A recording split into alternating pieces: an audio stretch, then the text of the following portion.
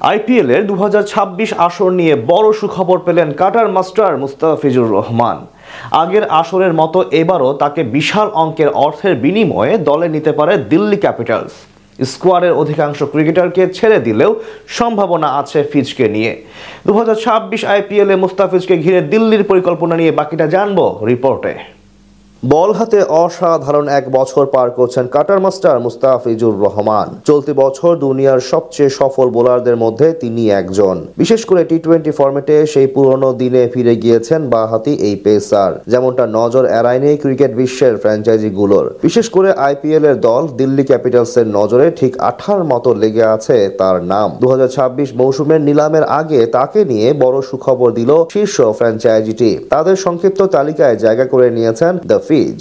সেখান থেকে প্রশ্ন উঠেছে, অকেশনের আগে কি দল পাওয়া নিশ্চিত হয়ে যাবে তার? 20 ওভারের ম্যাচে বর্তমানে দুনিয়ার অন্যতম সেরা বোলার মুস্তাফিজুর রহমান 2015 সালে অভিষেকের পর থেকে নিজের কাটার এবং স্লোয়ার দিয়ে রীতিমতো সব ক্রিকেট ফ্যানদের বুঁদ করে রেখেছেন দ্য ফিজ। বাঁহাতি এই ম্যাজিশিয়ানের প্রশংসা শোনা যায় বিশ্বের সব ক্রিকেট বিশ্লেষকদের মুখ থেকে। তবে ক্যারিয়ারের মাঝপথে খানিকটা ঝিমিয়ে পড়েছিলেন তিনি। বিশেষ করে 2020 সালের পরবর্তী সময়ে নামের সাথে পারফরমেন্সের এক প্রকার ফারাক সৃষ্টি করেন মুস্তাফিজ। কিন্তু এবার দূরত্ব ঘুচিয়ে চলমান বছর অসাধারণ সময় পার করছেন কাটার মাস্টার, যার সুবাদে গড়ছেন একের পর এক রেকর্ড। পাশাপাশি ডাক পাচ্ছেন ফ্র্যাঞ্চাইজি লিগগুলো থেকে।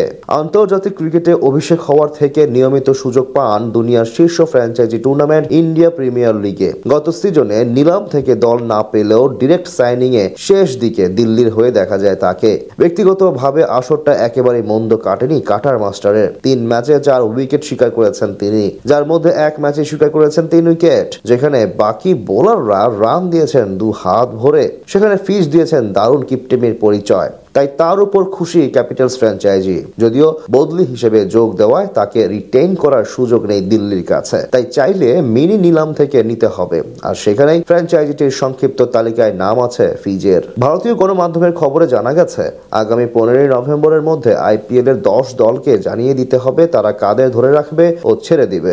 আগামী ডিসেম্বরে হবে আইপিএল এর মিনি নিলাম। তার আগে বেশ কয়েকজন ক্রিকেটার ছেড়ে দেবে দিল্লি ক্যাপিটালস। এমনকি নিজেদের পেস ইউনিট ঢেলে সাজাতে চায় ফ্র্যাঞ্চাইজিটি। সেখানে অবশ্য মুস্তাফিজের দিকে তীক্ষ্ণ নজর আছে তাদের। তাই নিলামে ফিজের প্রতি আগ্রহ দেখাতে পারে ফ্র্যাঞ্চাইজিটি। এদিকে নির্ভরযোগ্য খেলোয়াড়দের ধরে রেখে পারফরমেন্সে হতাশ করা কয়েকজনকে বিদায় দিতে প্রস্তুত তারা।